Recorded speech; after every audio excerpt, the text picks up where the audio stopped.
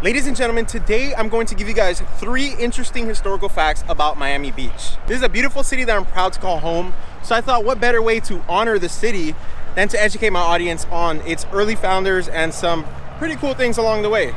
I'm just off of the Venetian Causeway, which you guys are going to hear about in a second, at this wonderful little spot that I love to watch the sunset behind the Miami skyline, which is just right there. This right here is the MacArthur Causeway. You guys are going to hear about it. It spans pretty high up, so boats can go under. Venetian features 2 drawbridges right here and at the other side on the Miami Beach side. We're on the Miami side, by the way. So yeah, without further ado, let's take a trip down memory lane some 100 plus years ago. Did you know the Venetian Causeway, which connects Miami to Miami Beach, used to be a wooden bridge in 1913? Hard to believe now because we know it as it is now, a concrete bridge with a fairly unique design, kind of like arching under the bridge. But in 1913, it started off as just a wooden bridge. In fact, at the time, it was the longest wooden bridge in the world, spanning 2.5 miles.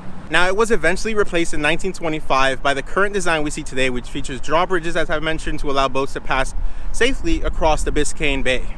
And yes, even way back then, this was a toll bridge. And I mean it like, as soon as it opened, they were collecting tolls, as they are today, which is just mind-blowing. This is a picture of one of the toll signs, which, yeah, those are in cents, by the way, in pennies, compared to today, which is $2.25 with SunPass and $3 with toll by plate. A little history on the bridge, which is fascinating. And these are 2 people who you should know their names, and I'm sure you are familiar with them if you've driven anywhere in Miami Beach. So the original wooden bridge was started by a farmer and land developer by the name of John S. Collins. Yes, that Collins. Collins Avenue Collins.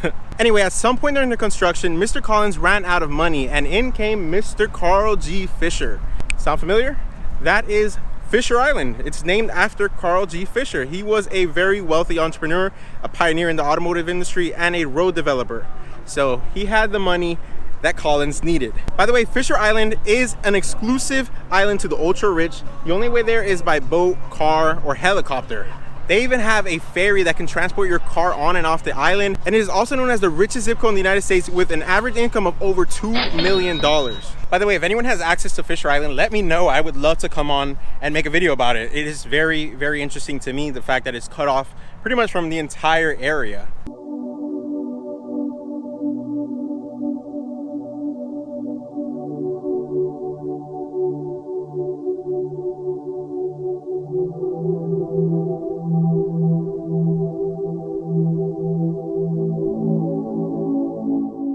So anyway, Fisher loaned Collins $50,000.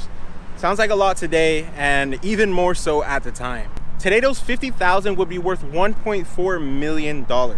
At this point, this bridge right here behind me, when it was a wooden bridge, was the only way in and out of Miami Beach via car. If you wanted to go to Miami Beach, you just had to come by boat. Now, when we think of beautiful Venetian Causeway, we think of it as a perfect place to jog, to take walks, like I am doing right now, just off of the bridge. Take bike rides, ride your electric scooter across. It's a beautiful and obviously scenic way to get from Miami Beach to Miami.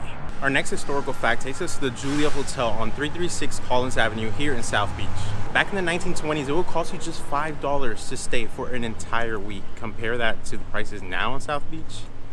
Doesn't come anywhere close. And that air cooled that you see on the brochure does not mean air conditioning. On the contrary, it just means that the windows open.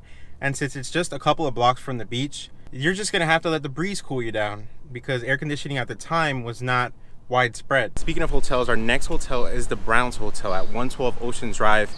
It's Miami Beach's first hotel, which opened in July of 1915. The hotel went through various owners and name changes through its time. It was started by a plumber named William J. Brown.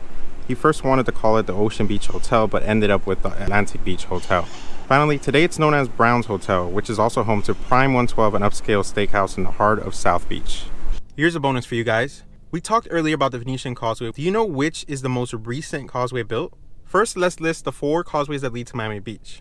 There's the 79th Street Causeway to the north, the Julia Tuttle Causeway a little bit to the south, the Venetian Causeway further south, and the farthest south is the MacArthur Causeway.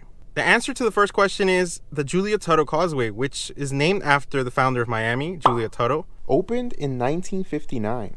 It's a 4.4 mile causeway featuring no drawbridges. So it's not like the Venetian, it's more like the MacArthur Causeway. So instead of having drawbridges, the way they get around this is just having elevated portions at the beginning and end that allow bigger boats to safely pass through. Alright guys, that's going to do it for this video. I am super pumped to learn about the city that I live in now, and I hope you guys are excited. If you've ever been to Miami Beach or you plan to in the future, I hope you found a new appreciation for the landmarks that exist today. And remember the early days of this beautiful city that everyone loves to come. Even back then, by the way, it was advertised as like this winter getaway because everywhere across the country and even northern Florida was just freezing cold. So to get a lot of people, they advertise upon winter basically, and we kind of do that now. We see a lot of, we don't really advertise it too much, but we kind of see an influx in visitors during the winter months because we have the warm weather pretty much year round. We have a little bit of cold fronts, but for the most part our weather in the winter is like in the 70s, 80s. It's not as hot as summer, so it's just very comfortable. And the cold fronts don't dip even further down than the 40s. And that's just like in the morning. So anyway, hope you guys learned something. I am gonna probably do more historical videos in the future. I need to get back to my adventure roots though, because some people may not like the history. But if you do, I do appreciate it. Hit that like button if you learned something, and I'll catch you guys in the next video.